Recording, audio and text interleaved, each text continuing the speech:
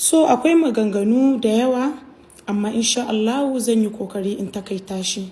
Assalamu alaikum wa rahmatullahi wa barakatuh. Sunana Halimatu Sadiya, amma an fi sani na da Sayyada Sadiya Haruna. Ina so in yi addressing din wannan issue da yake faruwa tsakanina da Babiana, saboda mutane da dama suna kirana wanda nake kallon mutuncinsu, kuma ina kallon wayanda nake kallon mutuncinsu, ina kallon comment section ɗinsu suna ce mun, what is the cause of this problem? Sadiya, why are you doing this? Sadiya, me ya faru? So ga wanda bai sani ba, issue din ne zan yi addressing. Akwai maganganu da yawa amma zan takaita shi. So Babiana yar garin Kano ce ko ba yar garin Kano ba, I don't know. Amma ni ban san Babiana ba, Babiana ba ta sani ba har rana izuwa ta yau da nake gaya muku. Mun kai azumi 15 a bakin mu 2026, ba ta taba kallo na ido da ido ba, ni ma ban taba kallon ta ido da ido ba. Kawai kwasam sai na sun ce Babiana a social media tana bullying dina. Dalilin da yasa tana bullying dina, lokacin mun samu issue da wata ne, sai ta shiga mu watan faɗan. Bata san me ya hada mu ba, bata san komai ba. Sai ya zamana a tun lokacin da take taba ni, duk wanda Babiana za ta kalla na samu issue da shi, to za ta bi ni za ta bisa ta je ta yi abotan ƙarya saboda a hada kai a ci min mutunci a social media. So Babiana ta fi 3 years tana ci min mutunci, ban taba tankata ba na miskara zarratin. A cikin cin mutuncin da Babiana take mun, bari in kirga muku kaɗan daga ciki. Na farko, ta ce mahaifiyata mabaraciya ce, tana zama a Lagos a gindin gada, wani kwarto ya zo ya yi mata ciki, sai ta haife ni a Lagos, sai ta gudu Maiduguri, sai ta je ta aure wani wanda take kiran shi makaho, mahaifina kenan. Sannan na biyu, ta ce min ni shegiya ce, ban san da ubana ba. Na uku, ta ce mahaifina makaho ne, bayan a Maiduguri babu wanda bai san mahaifina ba, police ne da kafafuwansa da idansa har yanzu yana tafiya. Sannan ta kuma da cewa wai ina da sida, ban ma san menene ma'anan sida ba, sanda na tambaya aka ce min wai HIV ne. Sannan ta kara da cewa arzikin da ma na yi kudin jini ne, sannan kuma na sayar da koda na ne guda daya. Ni ba ma san koda a jikin mutum daya ne ba ko biyu. Babu irin cin mutuncin da bata nuna mun ba. Wannan kaɗan daga ciki kenan. Amma guess what, ban taba kula Babiana ba sai rana daya, I think 2023 to 2024, something like that, na manta. Sai na tafi umra. Da na tafi umra, kwasam sai na ci karo da bidiyon Babiana da tana kiran suna na Sayyada Sadiya Haruna, na saba miki, na miki laifi, ki ya haƙuri, yau din nan ina neman tuba a gare ki. Saboda mama na, she is aware of what Babiana she is doing.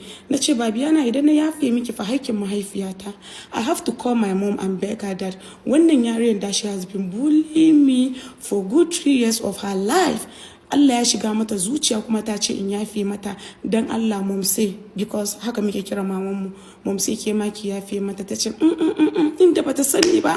Na ce dan Allah ki haƙuri ki yafe mata, can da har ta shiryu ta dena, saboda ba ni kaɗai Babiana take taɓa ba, ta taɓa ma Nafiyu mamaci.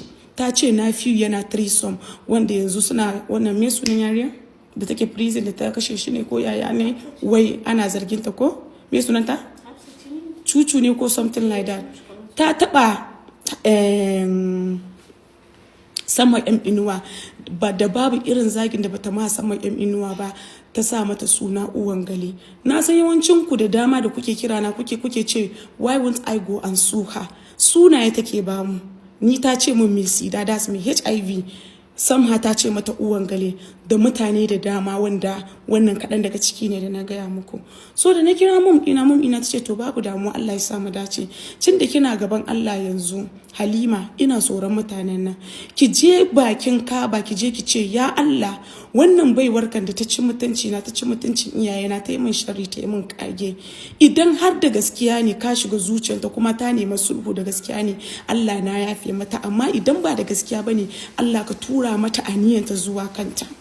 Yanda mahaifiyata ta umarce ni da na je dawafi da daddare, haka nan ne yi wannan addu'an, na dangana wa komai ma Ubangiji. To your greatest surprise, my viewers, ina zuwa Najeriya da sati 3 sai ga siraicin Babiana ya fito duniya. Siraicin Babiana yana fitowa duniya, ina ɗaya daga cikin wa'anda na kira Babiana da nake ba ta addu'o'i idan za ta cire hassada da kyashi ta zauna ta dasa kyamara ta faɗa gaskiya, har addu'a san da na bata. Amma ban san ashe ta yi min shiga na kunnama ba ne. Lokacin ina auren wani ana ce mishi best choice. A lokacin tsiraicin su ya fita tare. Bata tuna da nata ba, ta dinga bullying ina. I was depressed. Trauma da nake fama da shi a reality, my mental health is not stable.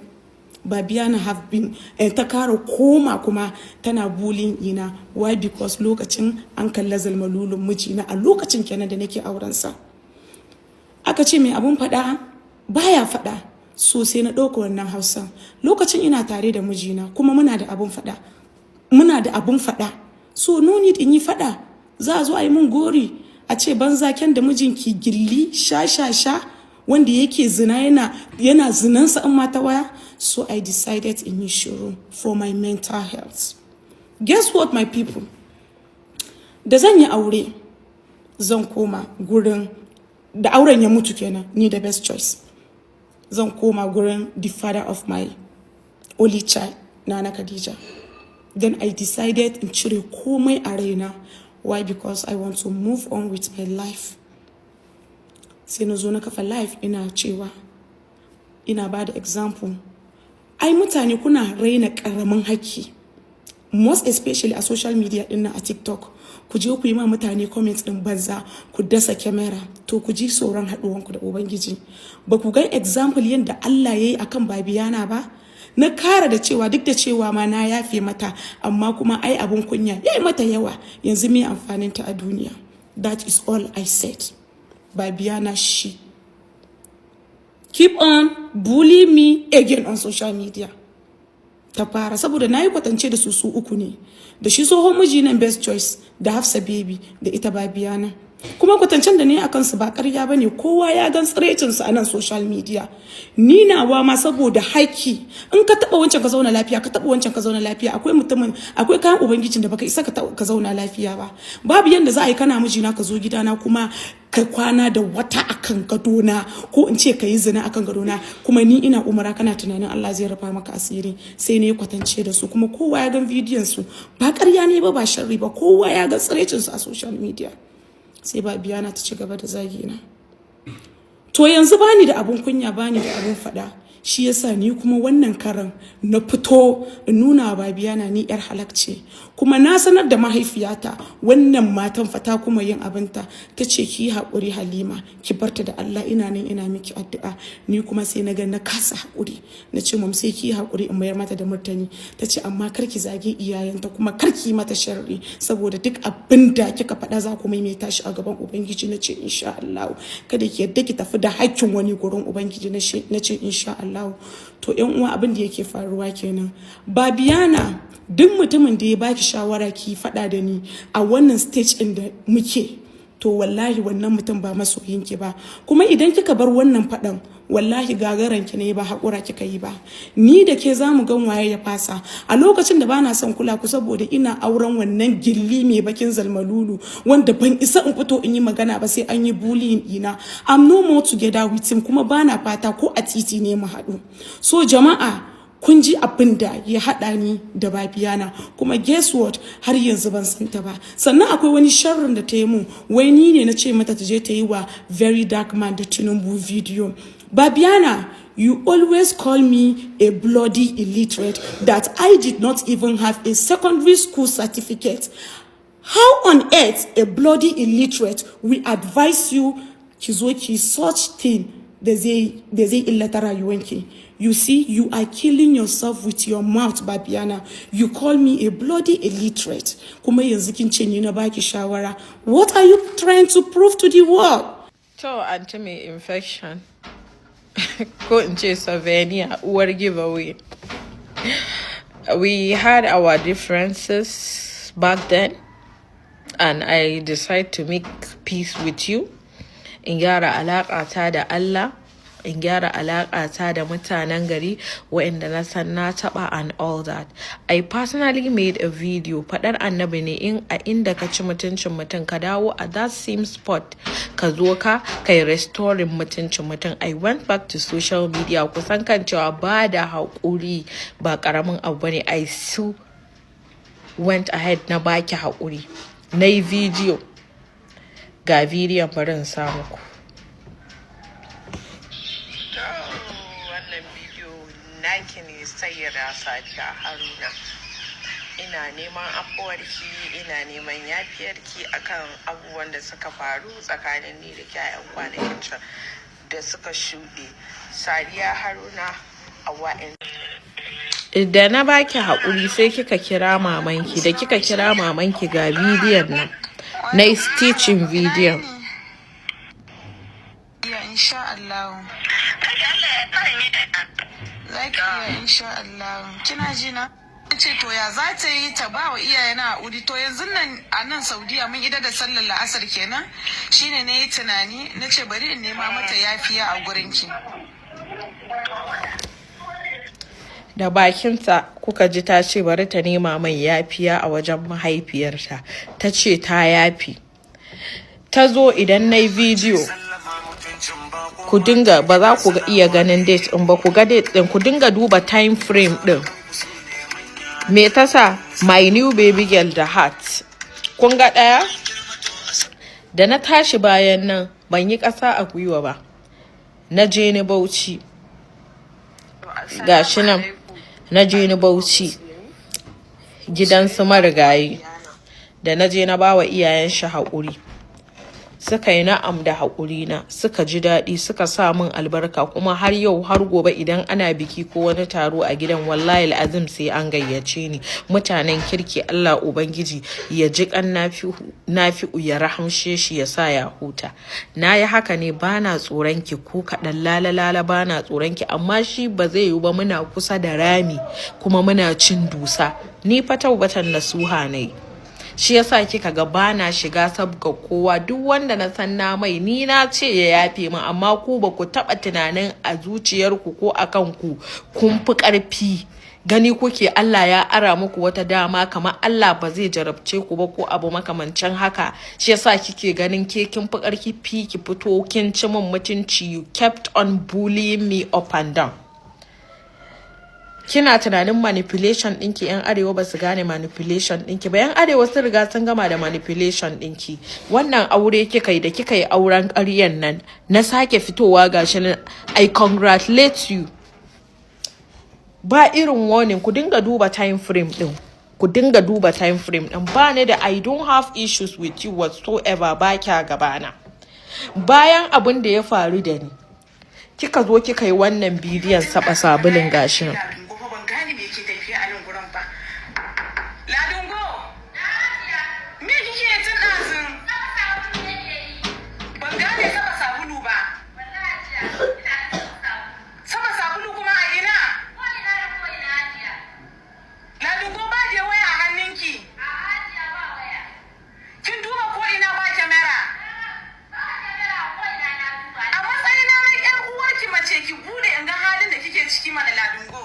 To ire-iren videos nan da yawa wanda ka zo ka ce ka mai abu ka ce ya haƙuri ya yafi maka sai ya koma yana yaƙakka ta ƙarƙashin ƙasa. Sadiya Haruna shame on you. Ke munafuka ce and you are a fucking manipulator kuma kin yi asara abinda na zo in gaya miki kenan. Mutane ba kwa min adalci idan mutum ya taɓa ni ku bar ni kawai mu yi ni da shi. Amma kin ci darajar watan azumin Ramadana, kin ci darajar Allah, kin ci darajar ma'aiki, kin ci darajar waɗanda nake ganin mutuncinsu. Wallahi tallahi shi yasa zan yi shiru. Saƙona na ƙarshe kenan gare ki iya azumin nan. Matara bayan azumi. Sai magana na ƙarshe da Allah ya tashi kama ki sai ya fitar da tsuliyar best choice a waje. Bayan kin gama min dariyar nawa sai Allah ya hana ki zaman aure sai ya fitar da tsuliyar mijinki a waje kowa ya gani. I'm sorry to say best choice ba ni da issues da kai. Idan maganan nan ta maka zafi ka yi haƙuri. I'm not directing it at you. Stray bullet nake bata. ba abin da ka taɓa yi min sai dai in ce Allah Ubangiji ya saka maka kai ma akan abin da aka yi maka. Yauwa, ki daina cewa wai sai da bidiyon bestie sai da nawa ya fito kika gama dariya sai Allah ya tuna asirinki sai namijinki ya fito. Shame on you, lowly creature, low life idiot.